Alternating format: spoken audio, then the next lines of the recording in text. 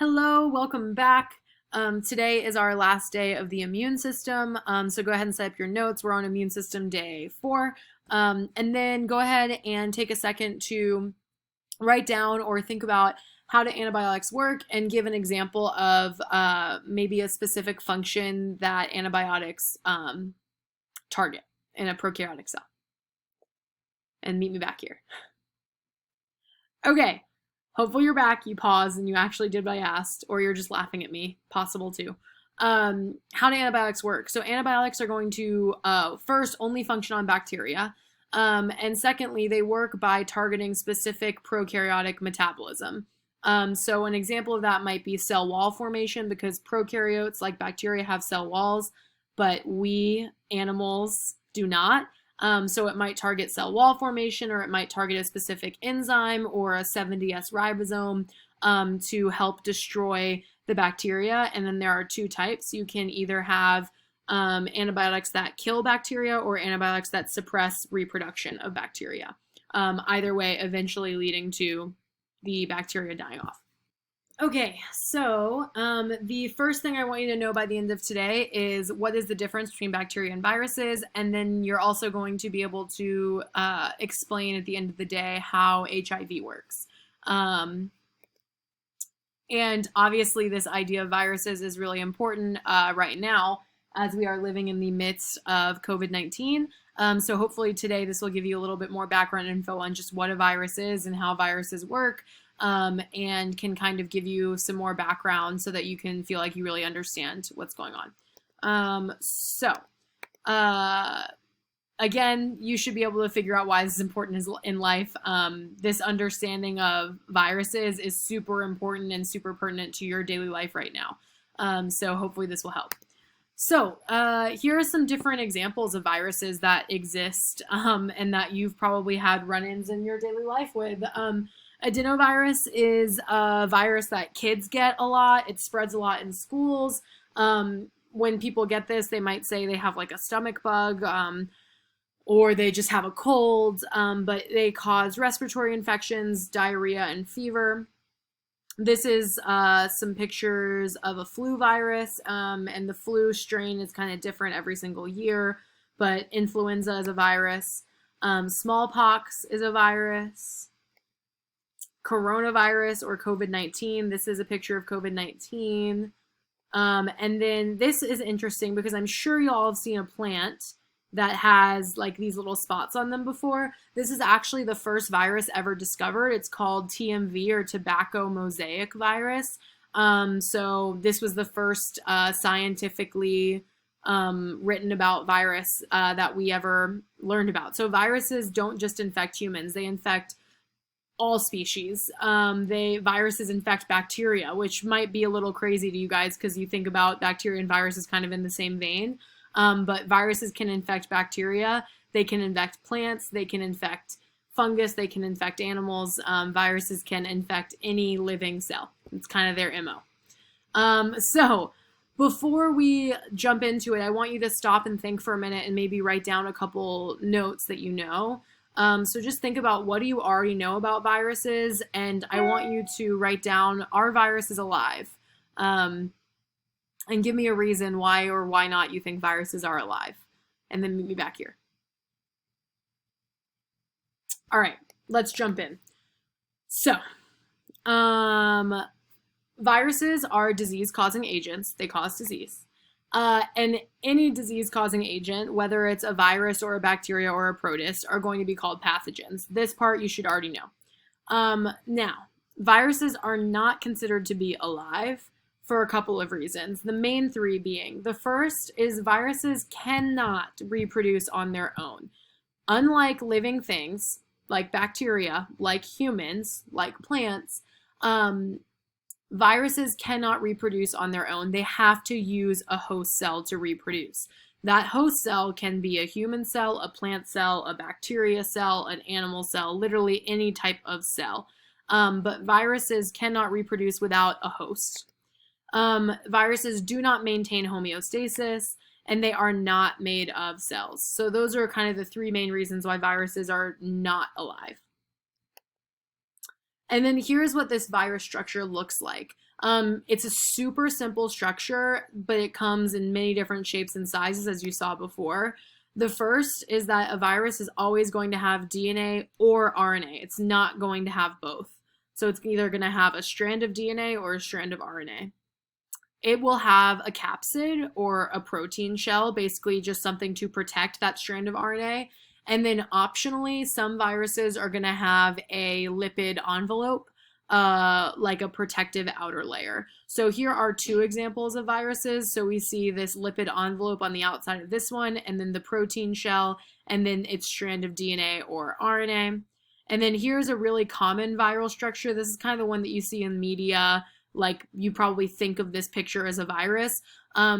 This is called a bacteriophage because these type of viruses infect bacteria. And this one does not have a lipid envelope. These like legs are made of proteins and the shell is made of proteins, and then it just has a strand of DNA on the inside. Because we are living through COVID-19, I thought I'd show you COVID-19 structure. COVID-19 is an RNA virus. It's got a strand of RNA, which is the purple right here. And then it has a lipid envelope, which is the red. And then the yellow and the blue are proteins. So it's got these what we call spike proteins. And the reason that it's called a coronavirus is because scientists thought that the protein shell around it looks like a crown, and corona means crown. So, viruses are often classified by their shape of their capsid and whether they have DNA or RNA. So, this is a little bit of a review. Viruses do not have a metabolism, meaning they do not respond to the environment. They do not take in nutrients and expel waste. They don't do any of those things that we consider functions of living things. Instead, all a virus really does is it infects a host cell, takes over the cellular machinery of that host cell in order to reproduce and just reproduce more copies of themselves. So because viruses are not alive and do not have to do metabolism like a bacteria cell, they don't have to make proteins, they don't have to expel waste, they don't have to make cell walls. That's why antibiotics do not work for viruses. Because all of the targets of an antibiotic are metabolic functions, are building cell walls or making proteins or reproducing, and a virus doesn't do any of those things. So viruses have to be treated with specific antiviral agents. An antibiotic will never work. And antiviral treatments are going to target features that are specific to viruses. So some examples are viral enzymes, like this enzyme called reverse transcriptase.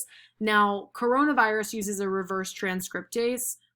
What this enzyme does, if you're interested, coronavirus is an RNA virus. So it has a strand of RNA. And what coronavirus is going to do is it's going to infect the host cell. For humans, that infects in your respiratory tract. Infect the host cell of the respiratory tract, and then that RNA is going to be reverse transcribed back into DNA. If you think about when we learned about the central dogma, here I'll write because this might help. Oh, come on.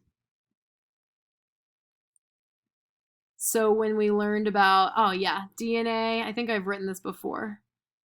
Sorry, my handwriting's awful with this computer. DNA to RNA to protein. I'm just going to write P for protein.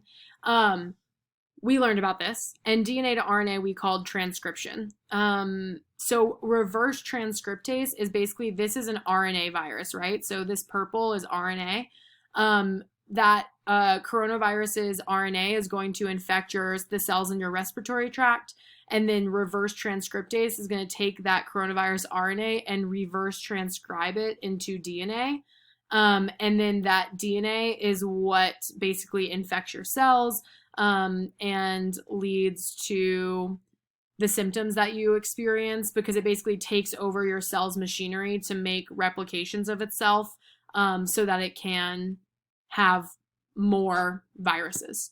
So that it can replicate a lot, create more viruses, and then the cell will explode and send those viruses to all the surrounding cells. So it's basically just hijacking your hijacking your cells and turning your personal cells into virus-making factories. Okay. Anyway, another thing that antiviral treatments can do is target the capsid, so target that protein shell. So viruses can infect cells in various ways. So like we talked about earlier, these kind of like crazy alien-looking viruses, bacteriophages, infect bacteria by actually piercing the cell. So they attach to the outside of the bacteria. Also, this should help you see how small viruses are because the bacteria is already tiny, tiny, and all these viruses are even smaller.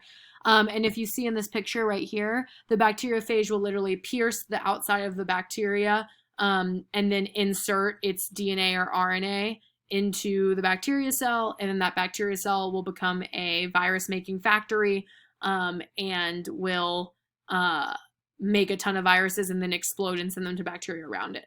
There's actually a cool video of this that I'm going to go find right now and show you. I'll be back. Okay, I found it. Ooh. So, basically this is bacteriophages, many of them, infecting E. coli. So, it's coming up. Yeah, there we go. So this is an E. coli, and then this is what a bacteriophage is going to look like. This is an animation, but it's still pretty cool. So that is going to be that genetic material, RNA or DNA. It literally pierces the E. coli cell, infects the E. coli with that RNA or DNA, and that E. coli cell is going to become a virus-making factory, essentially. And then eventually that E. coli cell is going to make so many viruses that it is going to burst, and then all of these viruses are going to go out and find other bacteria cells to infect. And this happens in our bodies too. It's pretty crazy. Okay, so yeah, that's how a bacteriophage is going to infect cells. Most viruses in eukaryotes are not going to look like that. Instead, they infect through endocytosis and membrane fusion, meaning if these are the viruses here, and this is a eukaryotic human respiratory cell, the virus is just going to attach to the outside of the cell and then fuse with the membrane and release its genetic material to take over the cell. So, before we end today, let's talk a little bit about HIV. So HIV is the human immunodeficiency virus. It's a retrovirus that infects helper T cells, which basically causes the body's immune system to stop working. So it's basically a virus that infects the immune system, which you could probably realize is really dangerous because your immune system is meant to protect you from viruses, and it infects your immune system.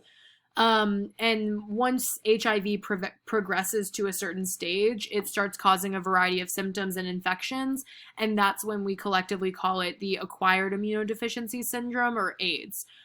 So not everyone with HIV has AIDS, but everybody with AIDS has HIV. So AIDS is kind of like a later stage of the disease.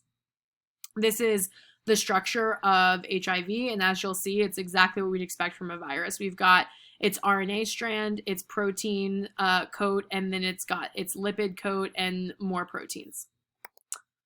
So what are some of the effects of HIV? So HIV is going to specifically target the helper T cells, or the helper T lymphocytes, which you have learned about. And we learned 2 classes ago that those T cells regulate the adaptive immune system. So those T cells help the B cells to create a response to invading pathogens.